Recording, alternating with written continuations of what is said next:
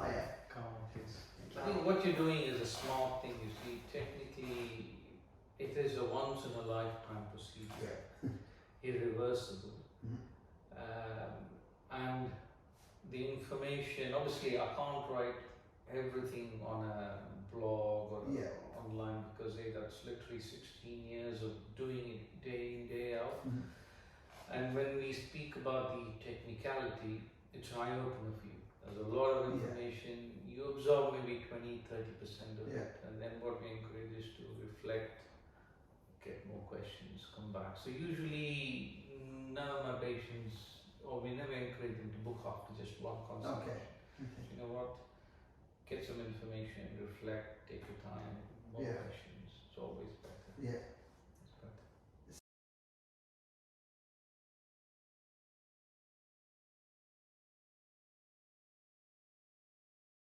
Can it be fixed?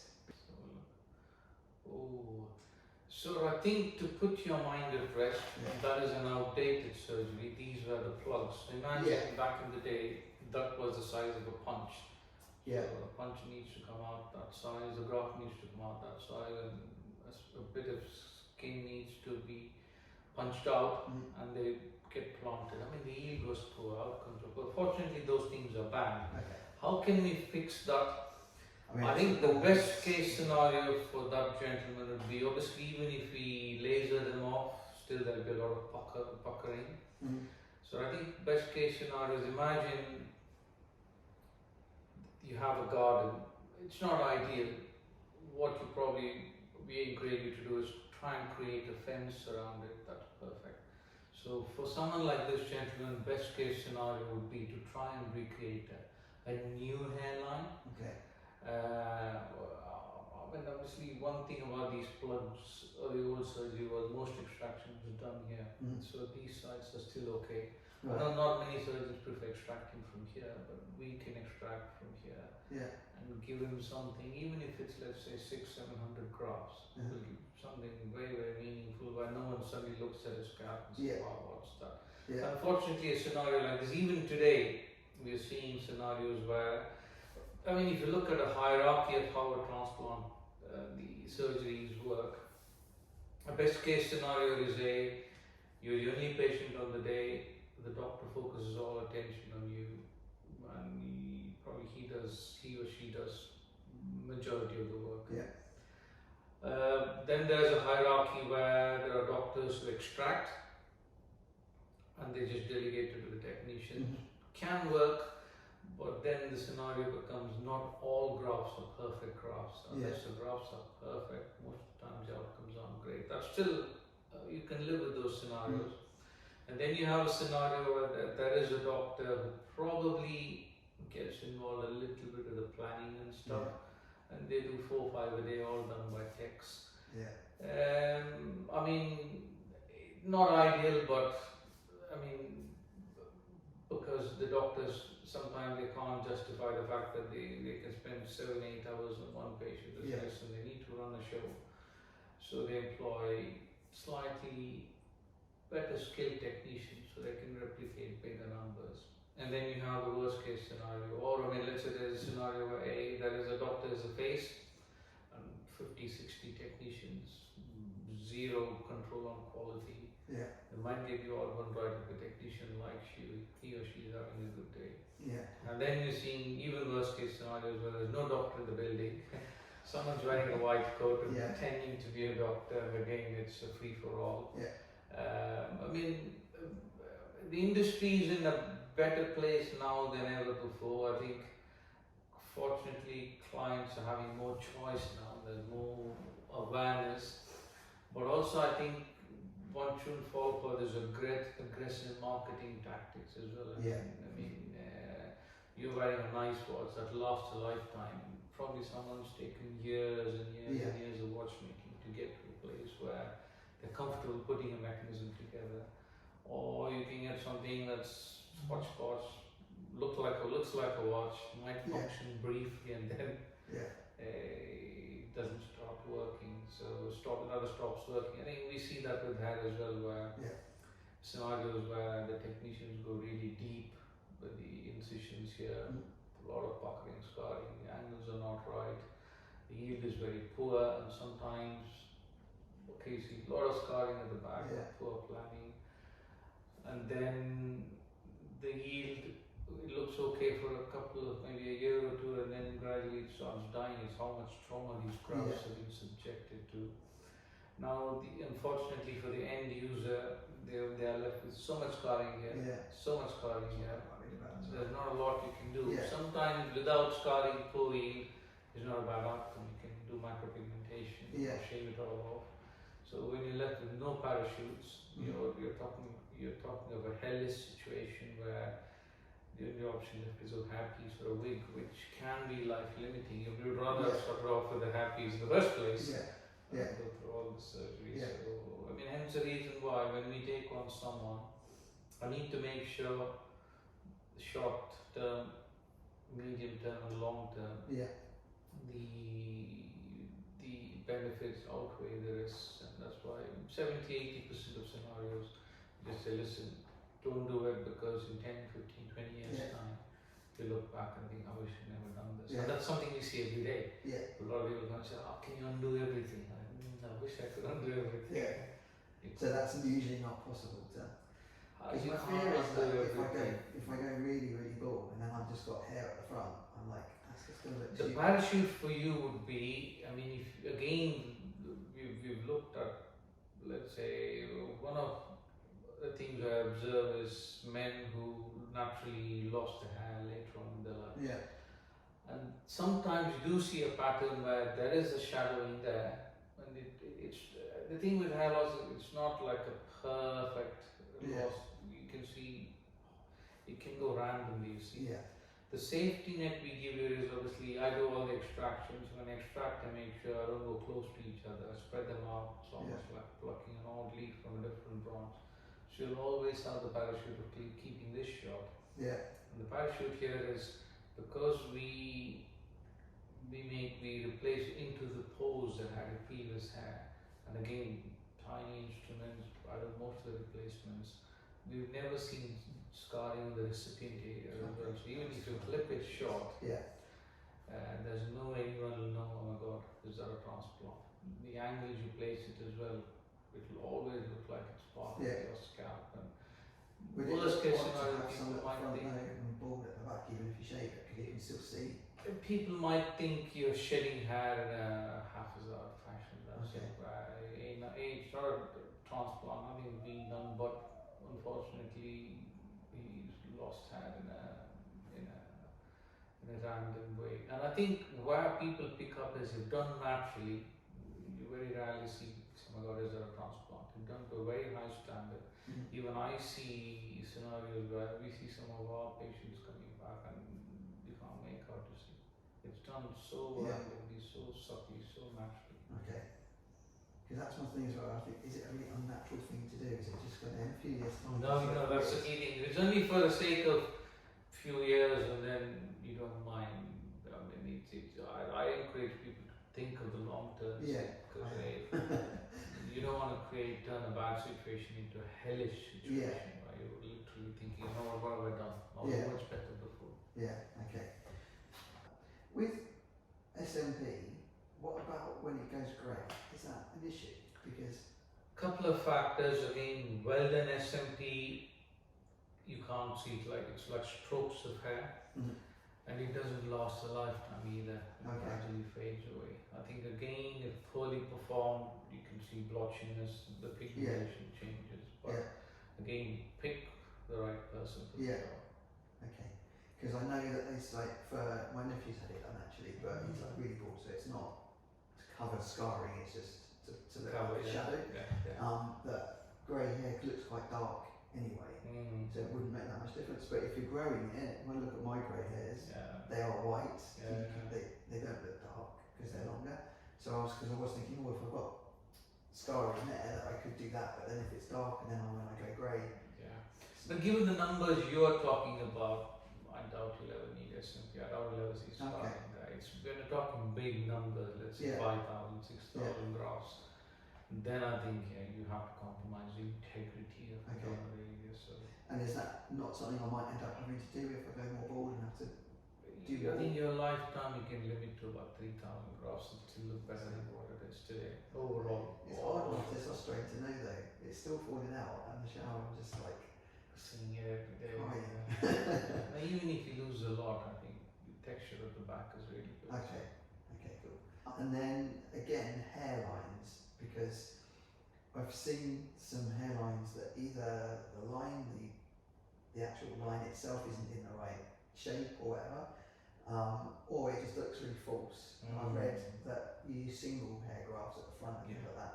So could you just talk me through how you make that? Because I've seen your results. I think design is something, I mean, I've never had a scenario where someone's talked me into designing something unnatural, of course. Yeah.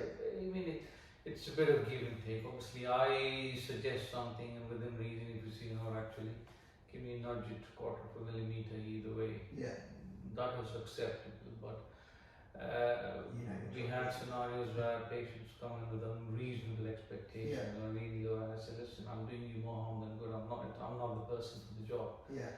So how we design hairlines, the objective is to try and make sure the face is edgy. It still looks mature. You don't want a juvenile face. The harmony has to be there.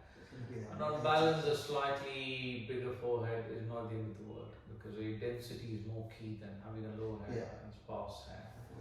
And secondly, when we look for hair for the hairline, it's usually finest for the finer singles.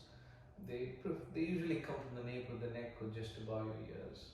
And so it's a line of the finest singles, and then a line of reasonably strong singles, and then going back we add some Tues to just give you a bit of volume. And the secret is, when you're trying to replace a hairline, is to make sure the hair kisses the skin. And of course you need to fan out as well. I mean, one thing is angle, one thing is direction. And the biggest thing is to make sure they're not in a straight line. It creates such a random pattern that it should bamboozle someone who's thinking, hang on, is that a transplant? 99.9% of the time there's no way in the makeup anything's being done. And does that still apply, like if I wanted to just buzz cut it? Yeah, still you can't see the difference between the two. The angles, we try and match the angles. We try and match texture to as close to your existing as possible. I also read somewhere about wavy hair, because my hair's quite wavy, which I hate. But wavy has an advantage for you, and it's an advantage for an experienced surgeon, because when the hair kinks, what I try and do is I try and make sure the kink kisses the skin. You don't want a scenario where the kink is going away from the skin and then it looks completely unnatural and manufactured. The beauty with kinky hair, curly hair, is that it gives you better coverage. It gives you much better coverage. So we can use it to your advantage. A bit more challenging to extract because the wave, the curl, a bit more challenging to replace, but the outcome how do you know which way it's curling when it's really short? Is it no, the actual the way the root goes? Usually we can see. I mean, the magnifiers are so big now. To do with the extraction and the size of the instrument, I've read that obviously the bigger it is, the more scarring you get. But then if it's too small, it doesn't take a good graft. So I think what we're trying to show you some images of the graft. The objective is to try and get a graft that's wholesome. And that is a challenge in itself. A bigger punch is not ideal. You need an optimal punch. So these are the kind of grafts we're talking about. So there are about 4 or 5 objectives. That's a forehead graft. It should come out as a forehead graft. We try and preserve the sweat gland, that's called the pilosebaceous unit. So the hair looks and feels like a normal hair, and the functionality is not taken away from it. And what we've learned over a period of time is that is an organ, a unit by itself. If you transect it or it's harmed in any way the integrity of the graft, it looks a bit fuzzy. The texture is not the same, and it affects the longevity of the grafts. This is what we've learned. Never go too small, because then you're squishing the graft. You're not getting enough growth elements out, and you don't need a bigger punch. So I've never gone more than a 0.9 millimeter. even with Afro-Caribbean hair, but also I've never got, probably the smallest I've used is about 0.7, 0.65. Okay, That's so for it's very really small. fine hair. I'm guessing from, I mean, I never even thought of that the surgeons that aren't as good or use technicians, they probably don't think about that, do they? Just use the same on everyone. Yeah, and I think you'd be surprised, probably 70-80% of the surgeons that are in this game, they've never touched a patient. Anyway, they've probably been on a course, pick some quality texts, and sometimes quality, what they think is quality. Yeah. And some have done a bit of work, but it's the fatigue factor, need a lot of mental stamina to do it. They're like, you know what, what's just the text crack on, I do something else for the day. So the more you do, obviously, the more you see, the more you learn. Yeah. Science keeps progressing, and we are where we are purely because some surgeon decided, you know, actually let's get involved with this day in, day out, day in, day out. Yeah. So that's where science has progressed exponentially. So to answer your question, the size of a punch matters, but you don't want, the biggest thing that matters is the number of grafts you extract from the back. You don't want a scenario where some surgeons, just for the clinic, for the sake of ego, they say, oh, we do 4,000 grafts a day, 5,000 grafts a day. Don't get me wrong, I think patients are getting clever now. Yeah. Back in the day, they used to buy whatever the clinic used to tell them. Now, obviously, they can see 5,000 holes can be counted. So, you don't want a scenario where just to make sure that they're covering their back, they punch 5,000 times rapidly. You see 5,000 holes there, but how much stays, how much goes in a day, and then that's where the integrity of the donor data is completely damaged. Yeah. So it's numbers is probably one of the key things that affects scarring. Yeah. About shaving it really short, you're pretty confident that I would be okay to. There's no 100% certainties how one scars. Yeah. So if I say to you there'll be zero scarring, that's a complete lie. But what we try and do is to spread out in such a way that when someone looks at it, they should know that, oh my God, it's a transplant. So things are missing. Yeah, no, that's a bad one. I mean, that's probably too close, too many grafts, big punch, too deep. Yeah.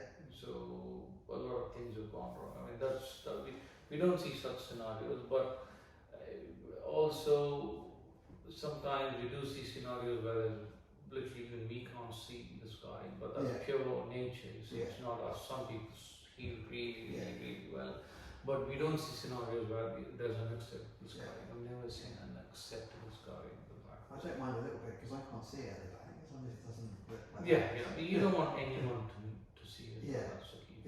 You just want everything to be in a way where it's actually such a covert operation that to see that way. No one should know.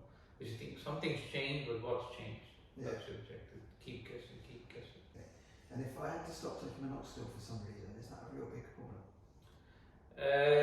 You will catch up, you see. So I think one thing, I mean, this is not perfect science. An explanation might be if you're losing 300 hair a day without minoxidil, with minoxidil you're losing maybe a lot less, let's say 50 a day. So you're gaining naturally every day.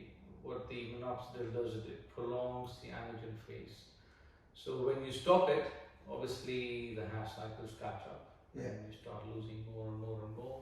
It's not that I've never seen scenarios where patients have ended up worse than where they should have been, but yes, literally 10 years of minoxidil, 12 months later, you have probably lost all the gains. So.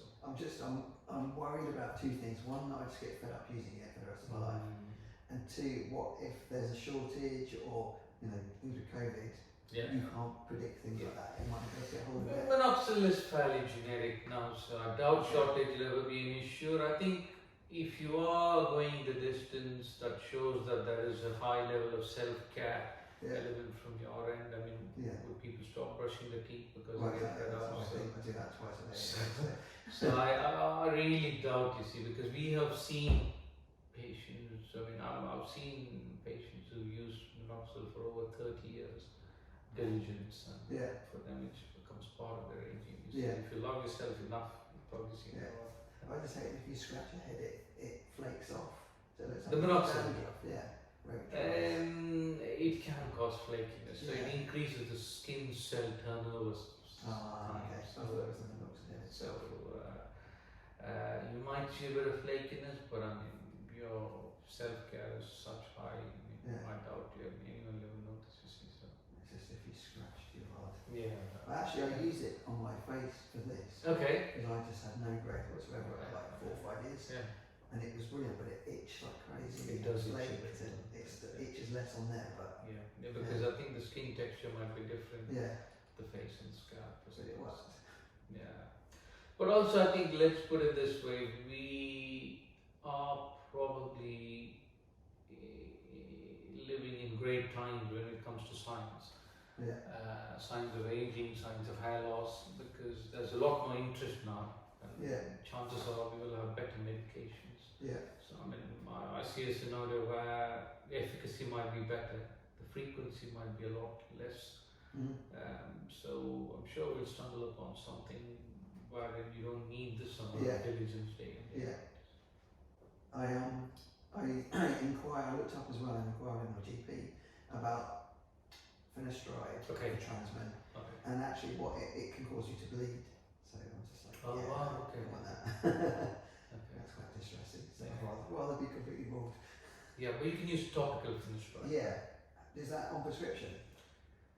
Topical is on prescription. Yes. Okay, so is that my GP? Would they prescribe? And GPs can prescribe or any hair transplant. Okay.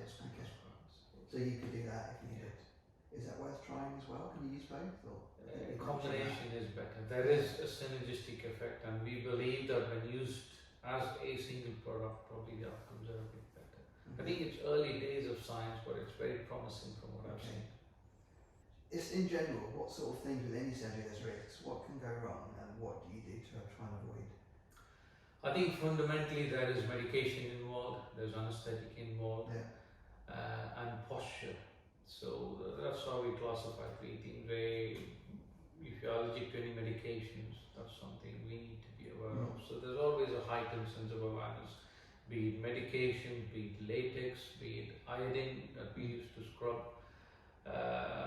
And secondly, there is an anesthetic involved. So that's something we need to make sure that we do a test patch, see how it looks like, how you react. And again, there is a bit of bleeding involved during the procedure. So we don't want a scenario where there is a certain amount of your body weight and you don't want to exceed the amount of anesthetic that you need. And this is why I really admire technicians who probably have never figured out these scenarios. Keep pumping anesthetic, and you just have to admire the bravery you see. But so that is one thing you need to be wary of.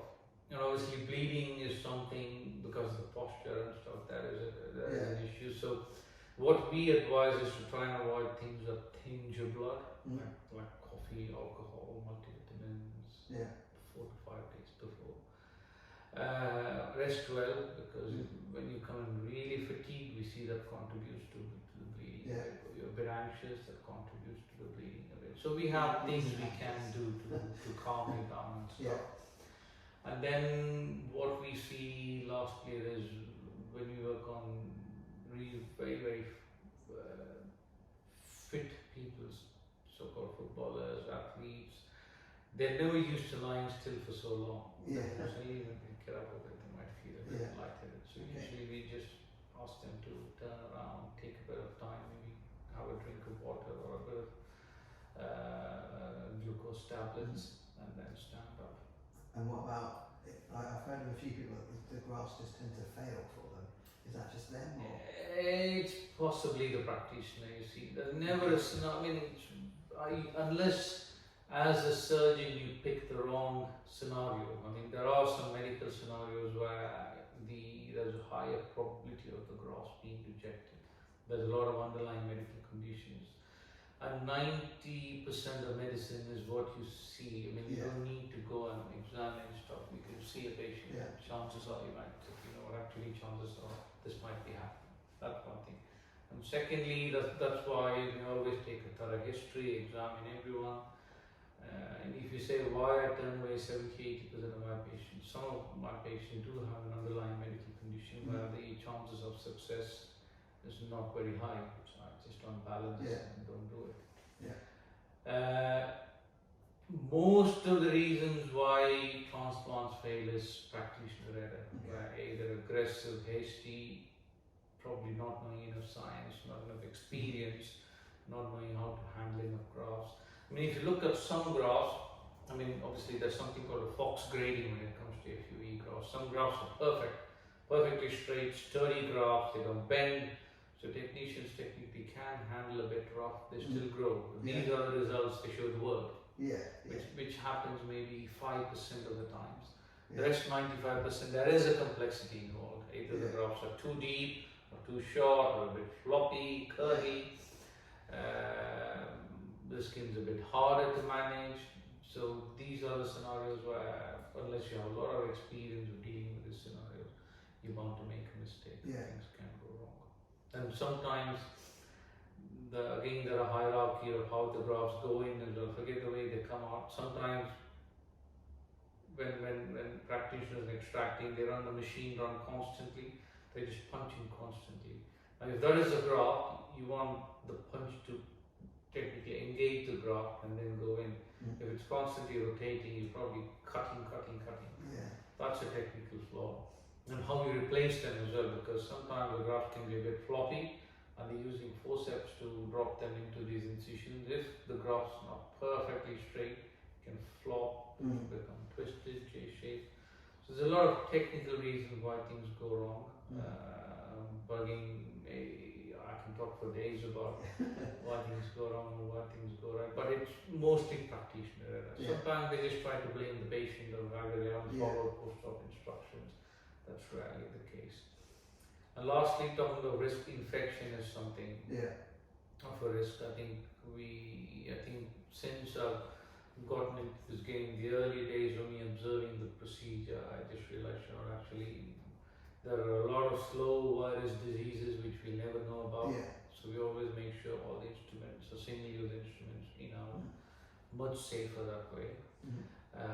We only do work on one patient today, so chances of cross-infection limited. All our staff are trained in infection control and management, so thorough hand washing, scrubbing, post-op, pre and post-op antibiotics, all these things we made sure. I've never seen an infection in my career.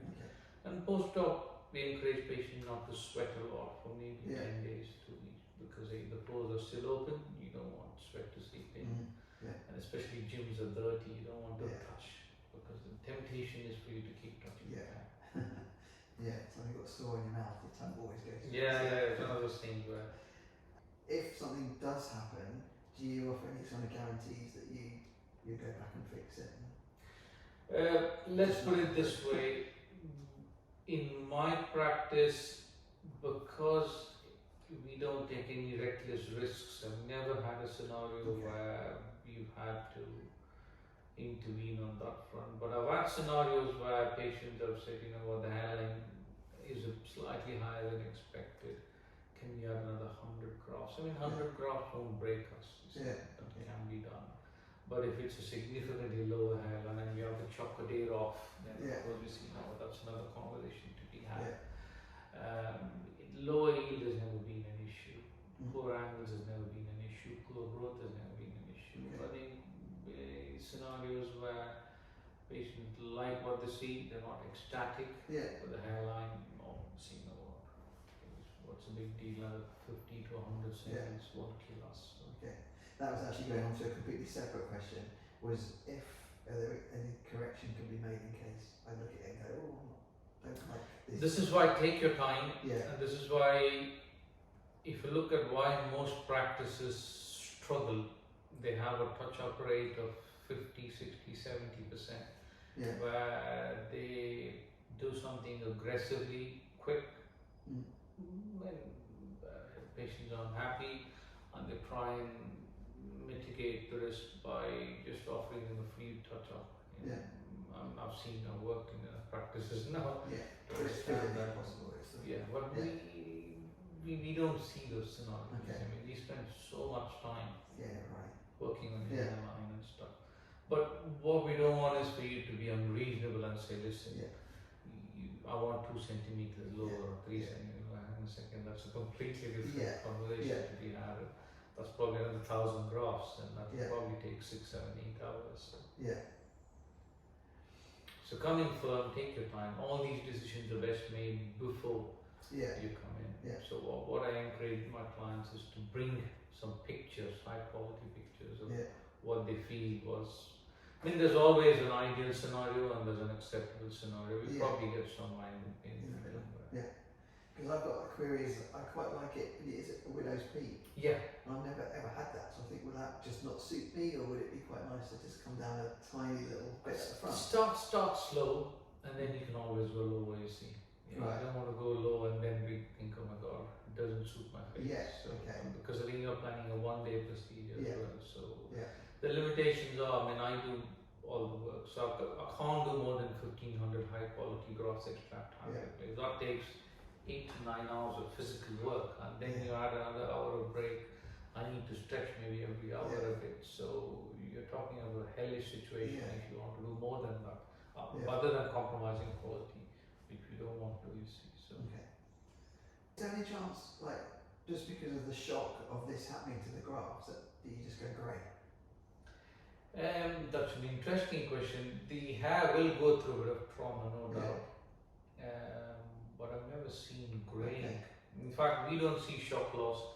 So the way we mitigate shock loss is twofold. We don't inflate the scalp with a lot of anesthetic. Yeah. So when we do ring blocks, and I mean there is a reason why practitioners inflate the scalp, because there are some critical structures and Yeah. stuff that which the technicians are replacing. They probably are not aware, because I do most of the replacement. I don't think that's ever needed to be inflated. Secondly, what we recommend is to try and take finasteride 2 weeks before, 2 weeks after to most of my patients. You may know again, that's probably not an issue here. You can start using regain 2 weeks after, Okay. which you're on anyway. Yeah. So that mitigates chances of shock losses. Okay. The density, again, I don't really know much about this, but I know that there's, per whatever size it is. So the way I get things to look natural is even if ideal scenarios are when I try and fill in every pore. Yeah. So when you look closely, you can see pores and areolas without magnifiers. You can see them a lot better. So when let's say someone comes in with an Norwood 3, very little loss, they want a perfect scenario, probably 12, 15 grafts, we can fill in every pore. Yeah. But having said that, obviously when they're younger, each graft contains 4, 5, 6 hair. When they're a bit older, obviously we can't expect them to have the same texture. Yeah. So texture matching is key. A second best scenario is where we have a big area that needs to be filled in, a limited donor, then we have to say try and fill every other pore. So we get about 50% of density. For me, I mean that is not a bad scenario at all. What would you expect for mine? I think if we get about probably 55, 65% of the Okay. natural density, that should give you something, because the rest of your hair is not thick either on top. Yeah. You don't want a scenario where the front is super thick and the rest is a bit thin. Yeah. And obviously one of the things we are keen to do for you is manage your donor in a way where even Yeah. if you lose more, Yeah. you don't want to be able to Yeah. go back in and extract and replace. And what would you say it is now at the front? Just that little bit. I mean where you're Yeah. thinning, Yeah. half a square centimeter. Mhm. This bit, I'd probably say this bit. That's the bit of thin the bit, front. yeah. That's hardly any hair there. If I could just Okay. give you a bit of that. If you're talking of this bit, Yeah. probably about 10 half a square centimeter. We're talking about this bit, about 35, 40 half a square Okay. centimeter. And what should it be? 90 to 120. I'm gonna write that down. But you don't really notice it much below 50%, do you? Yeah. So 50% density you can easily get away with. Okay. And that's why we get lucky, because if everyone wanted 100%, then there won't be a hair transplant. salon industry. Yeah. So, Yeah. What do you think my next step should be in terms of things to consider? and no, I think now you've got a base to work from. Yeah.